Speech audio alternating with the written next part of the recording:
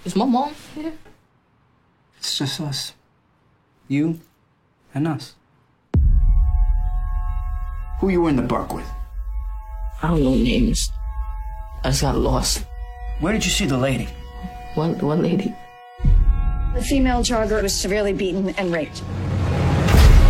Every black male who was in the park last night is a suspect. I need all of them. What's going on with my son? Your son was involved in a rape in Central Park. No, Wait a minute. Wait a second. They saw you rape the lady. I didn't see a lady or hit anyone. I didn't see any lady. Kevin. I didn't see any lady. I want to see my son right now. Right now. Whatever they said I did, I didn't.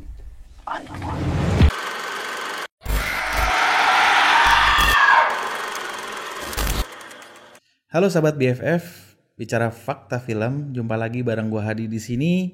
Dan kali ini gua akan mereview sebuah film seri ya. Ini mini seri dari Netflix dan salah satu yang terbaik menurut gua. Judulnya adalah When They See Us. Film yang memiliki 4 episode ini, tiap episodenya itu berdurasi sekitar 1 jaman. Nah, gimana cerita filmnya? Jadi film ini memiliki set di sebuah lokasi di New York, Manhattan, tepatnya itu di Harlem ya, di mana memang Harlem ini memiliki komunitas atau banyak orang-orang kulit hitamnya dan orang-orang Puerto Rico-nya. Nah, di suatu malam dari komunitas ini atau gerombolan kulit hitam ini menuju ke sebuah taman yaitu Central Park ya, dan mereka di sana melakukan sebuah tindakan kekerasan terhadap orang-orang kulit putih yang melewati daerah sana. Biasa memang tempat itu dijadikan sebuah tempat untuk jogging dan berolahraga ya. Akhirnya laporan masuk ke kepolisian sehingga polisi langsung menyerbu ke wilayah tersebut dan mereka pun lari tunggang langgang kocar kacir ya. Sayangnya malam itu tidak ada orang yang ditangkap. Namun polisi menemukan ada seorang wanita yang tidak sadarkan diri dan kondisinya itu baju penuh darah, kepala penuh darah ya kan. Intinya dia udah gak sadarkan diri. Dan kasus ini sampai ke telinga orang-orang ya, sangat heboh di masa-masa itu. Karena memang pada masa-masa itu memang terjadi jenjang sosial yang begitu tinggi di wilayah tersebut ya. Nah, keesokan harinya polisi ini akhirnya mencoba mencari tahu siapa sebenarnya pelaku dari tindak kekerasan dan pemerkosaan ini. Akhirnya polisi membuat sebuah list. Di listnya mereka ada 4 orang yang paling mereka curigai. Ya, di situ ada Antron, ada Yusef, ada Kevin, ada Raymond. Dan ada 1 orang yang kebetulan memang ini si Corey Wise, temennya Yusef, dan dia ikut serta tuh temenin temennya ke kantor polisi. Ini akan menjadi sebuah cerita yang seru nih khusus untuk Corey Wise nih. Oke, kita lanjutkan ceritanya ya. Jadi akhirnya mereka ditangkap di kepolisian, mereka diinterogasi. Karena kebetulan mereka ini masih remaja ya, belum cukup umur. Umurnya itu sekitar 14 tahunan sampai 16 tahunan, di mana mereka diinterogasi tanpa ada bimbingan dari orang tua atau pengacara, tanpa didampingi oleh mereka. Jadi bener-bener anak kecil diinterogasi ya, diomel-omelin, diteken, suruh buat pernyataan bahwa mereka adalah pelakunya. Nah, disinilah emosi anak-anak itu dipermainkan sama pihak penyidik atau kepolisian. Nah, gimana cerita selanjutnya? Apa yang akan terjadi sama mereka? Silakan kalian tonton, karena sebentar lagi gue akan masuk ke episode yang lebih detail dan ini adalah spoiler. Silakan keluar dari video ini. Cuman jangan lupa untuk kembali lagi buat kalian yang pengen tahu secara detail apa sebenarnya terjadi di film ini berikutnya.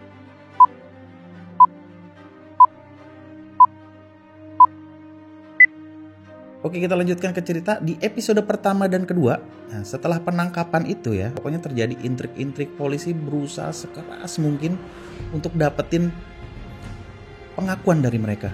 Sampai mereka menandatangani sebuah BAP ya, tulisannya juga ada yang tulisan polisinya juga. Mereka jadi tinggal tanda tanganin apa yang dibuat polisi berdasarkan pernyataan mereka.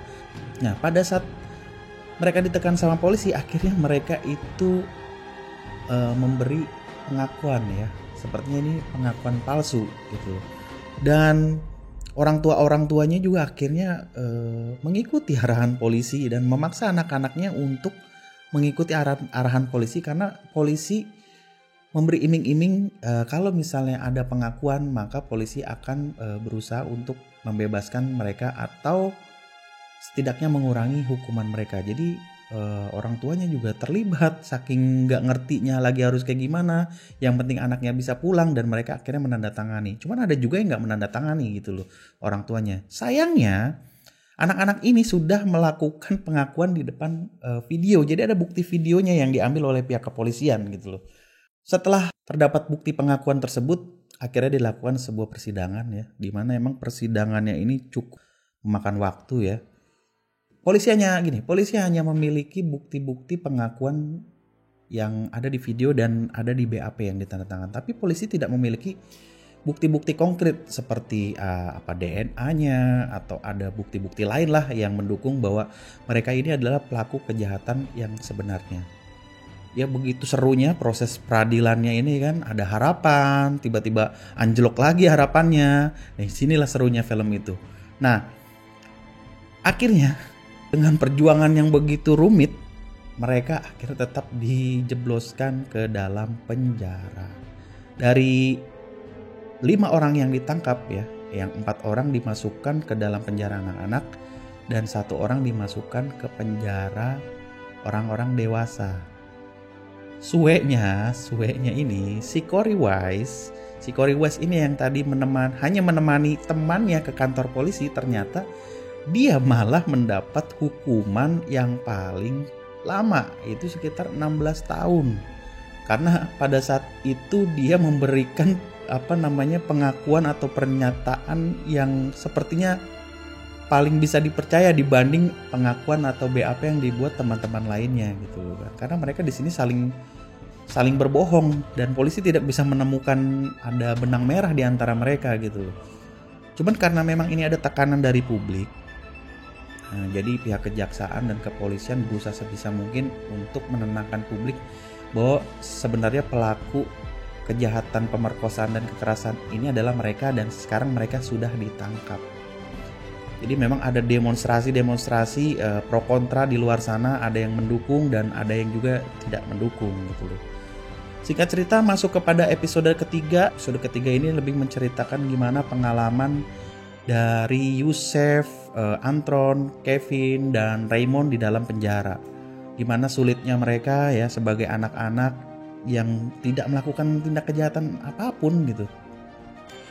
Mengalami perkembangan atau mengalami hidup di dalam penjara tanpa bimbingan orang tua.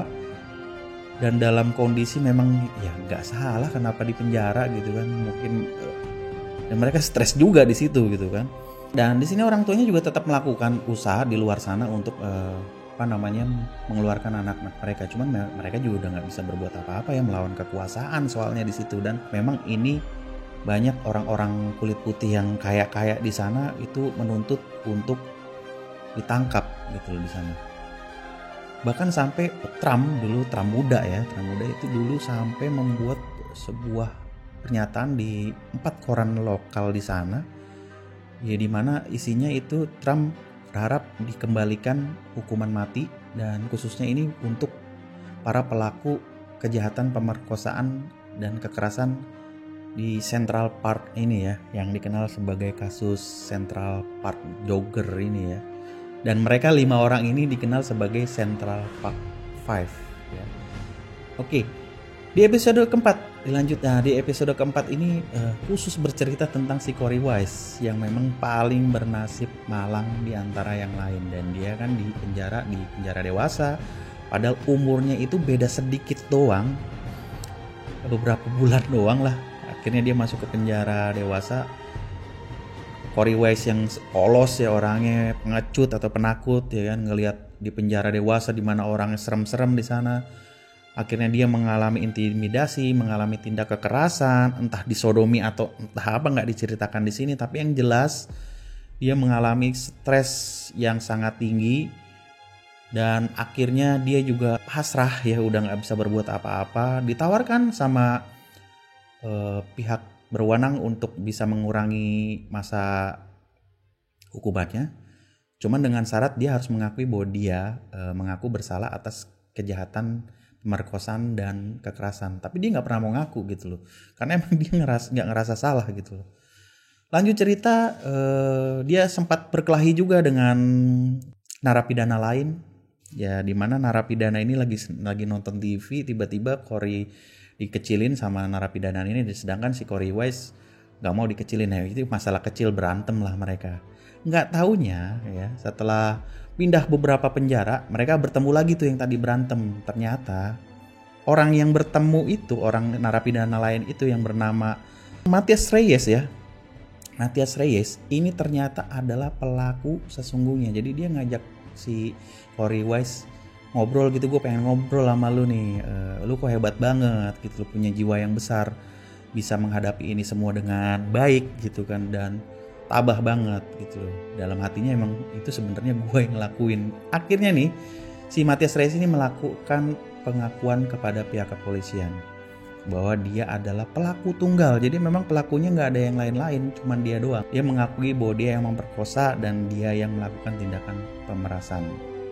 Di sini memang nggak ada sosok antagonisnya, ada sosok penjahatnya ya, karena memang sepertinya mereka bekerja ya memang berdasarkan profesionalitas mereka ya. Cuman ada dua orang yang memang dijadikan penyebab utama ya. Dia dijadikan sebagai penyebab utama bagaimana 5 orang anak-anak ini bisa dipenjarakan padahal mereka tidak melakukan kejahatan apapun gitu. Ada 2 orang ya di sini, ada jaksa Elizabeth Federer yang akhirnya dia mengundurkan diri dari Columbia Law School ya. Dan ada juga dari kepala kejahatan seks di kantor kejaksaan, itu namanya Linda Fairstein. Dia itu penulis novel kriminal yang terkenal dan akhirnya diputus kontrak, jadi tidak bisa diputus kontrak lah, dia tidak bisa mencetak buku lagi, dan dia juga mundur dari berbagai organisasi dan alma maternya. Pada saat si Matthias Reyes ini mengaku, dua orang ini tetap nggak mau kalah gitu loh. Dia tetap bikin propaganda bahwa sebenarnya si Matthias Reyes ini adalah anggota dari Central Park 5 ini, dari anggota 5 orang ini yang ditengarai tidak tertangkap. Terjadi persidangan lagi, dan akhirnya ditentukan bahwa memang benar pelakunya itu hanya 1 orang, yaitu Matthias Reyes, dan 5 orang ini tidak melakukan kesalahan, tidak melakukan kejahatan seperti yang dituduhkan. Dan wownya itu ya gila ya, maksudnya setelah 16 tahun di penjara, orang lain yang berbuat gitu kan, dan kita sebagai penonton ngerasa kayak what the fuck nih ya, maksudnya ini ada kecacatan, atau maksudnya pihak pengadilan dan kepolisian melakukan kesalahan yang sangat besar. Dan memang pada saat itu menjadi momok banget, atau menjadi hal yang sangat memalukan buat kepolisian dan kejaksaan di US sana ya, di bagian Manhattan sana. Cuman memang film ini akhirnya memiliki happy ending yang mantap kalau gue bilang sih, yang tetap aja sih nggak bisa dilupakan bagaimana penderitaan mereka di dalam penjara ya. Cuman akhirnya pengadilan memutuskan untuk memberikan ganti rugi senilai $41 juta Amerika Serikat kepada mereka berlima ya. Nggak tahu tuh kalau di rupiahin berapa ya, silahkan hitung sendiri lah ya. By the way, film ini memang menurut gue keren banget ya. Gue ngerasain gimana rasanya di penjara padahal nggak salah gitu kan. Dan sebagai orang tua gue juga ngerasain gimana kalau misalnya anak lu itu di penjara dan lu tahu kalau dia nggak salah gitu loh, dan lu nggak bisa berbuat apa-apa, ya cuman terima aja, terima nasib aja gitu. Jadi sutradara ini memang bisa bener-bener bikin sebuah film yang kita sendiri bisa ngerasain dalam kondisi tersebut gitu loh. Bener-bener dia ceritain, dan maksudnya scoringnya juga bagus ya. Pemain-pemainnya juga bagus, bahkan pemeran Corey Wise, si Gerald Jerome kalau nggak salah, dia itu memenangkan atau berhasil menyabet aktor terbaik di Emmy Award 2019. Saking bagusnya mereka bermain gitu. Silakan kalian komen di bawah jika ada film-film yang kalian ingin gua review, atau silakan komen di bawah juga kalau misalnya ada kesalahan informasi atau ada penambahan data dari kalian tentang film ini, silakan komen aja. Kalau begitu, jangan lupa subscribe, nyalakan loncengnya, dan follow akun Instagram Bicara Fakta Film. Gua Hadi, bye.